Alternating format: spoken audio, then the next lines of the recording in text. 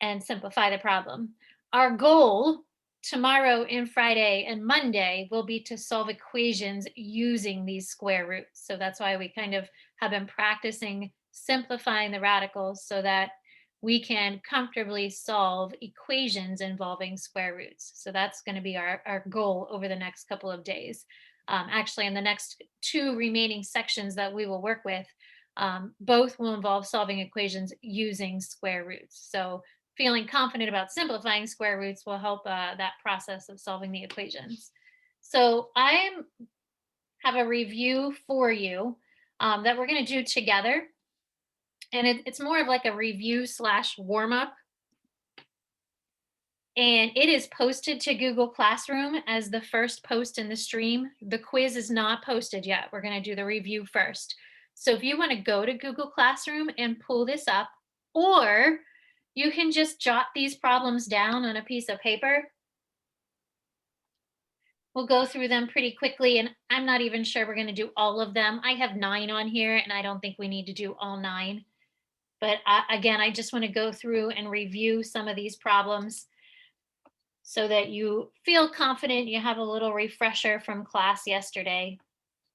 I'm going to write those perfect squares on the side of my screen here.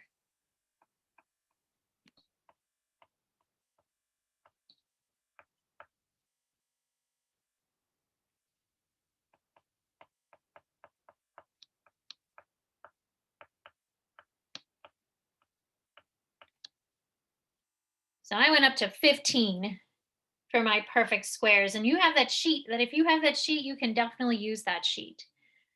So let's look at number 1. Maybe we'll do the odd problems here. Look at number 1. And it's just the square root of 450. So 450 is a pretty big number. The first step would be to think of what perfect square goes into 450. So look at that list. It's a pretty big list. Bill, do you know which one of those perfect squares, the biggest perfect square that divides into 450? 225. Yeah, the last one on my list. 225 and what, Bill? 2. 2. What is the square root of 225?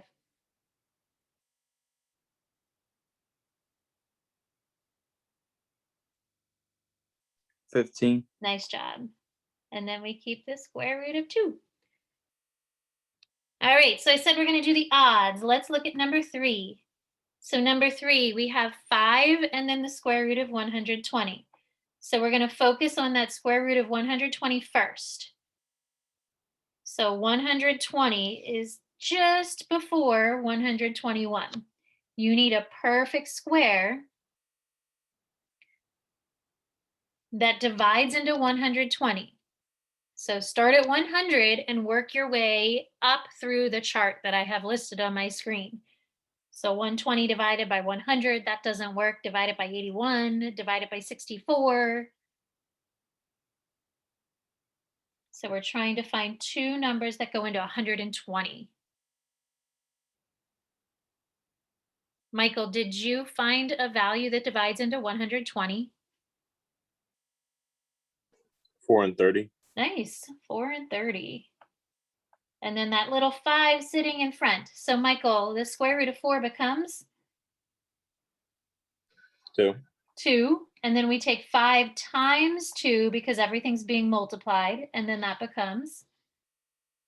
10. Nice. So 10 and then the square root of 30. Questions on number 3? All right, let's go in the middle and look at number 5. So number 5 is our product property. But notice it's kind of like number 3, where we have a 3 in front of the square root of 5. I'm going to place a 1 in front of the square root of 2, just so that you can see there is a number sitting there. And we are going to use the product property. So when there are numbers outside the square roots, outside the radicals, the product property says to multiply. Well, you're multiplying the numbers outside together because those are like terms, like numbers. So I would take 3 times 1, and that makes 3. And then you multiply the numbers under the square root together. And 5 times 2 is 10. So that's the product property. So the outside numbers, 3 times 1.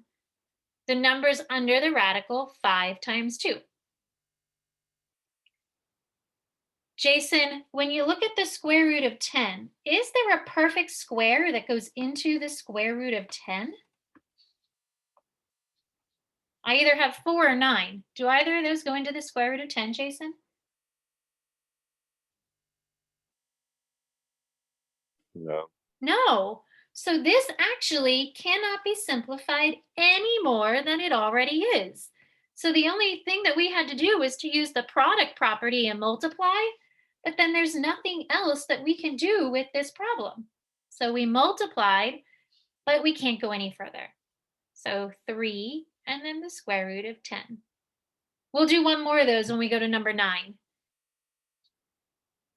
So let's look at 7. We have the square root of 75 divided by 4.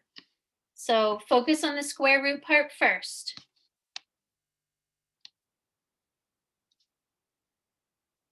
Looking at my numbers, 75 is less than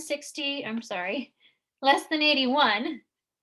So looking at those values, Anya, in this list, which one of these numbers would divide into 75?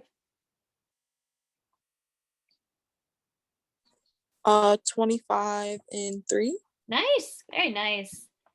And then we still have that fraction with a dividing by 4. Anya, what is the square root of 25? 5. So 5 square root of 3 divided by 4. And then can you take 5 divided by 4, Anya? No. No. So this is it. This is our simplified expression. It's a crappy looking box. Try again here. There we go. That looks a little better. All right, let's look at the number 9 yet. And we're going to try that product property again. So Michael, if you multiply the numbers together here, think about the outside numbers versus the inside numbers. What do you get when you multiply here, Michael? You get 12, And then how about the numbers underneath? 50. Nice. So that, like, you're multiplying like parts together, like pieces together. The numbers outside, the numbers inside. So now number 9 looks exactly like number 3. We just have different numbers to work with. So Michael, how could we break up the square root of 50?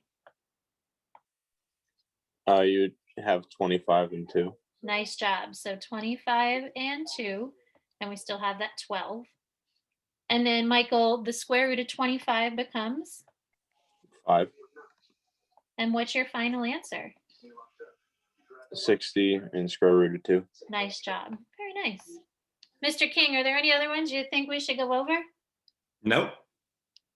Does anybody else want to go over? I left 4. Are there any other problems you want to go over before the quiz?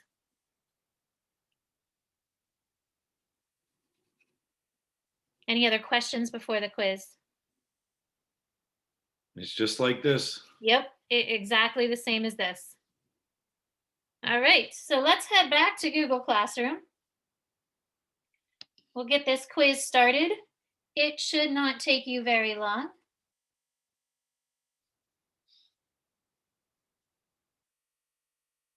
And it should now be posted for you. I'm just going to pull it up so you can see what it looks like. So you can see that it looks very similar to the problems we just went over. Remember number 5 with that square root, that's the quotient property. We did a bunch of those yesterday. Take the square root of the top, the square root of the bottom. And then 7 and 8, we just did a problem like that. And then looking at those bottom, that's the product property. So complete the quiz.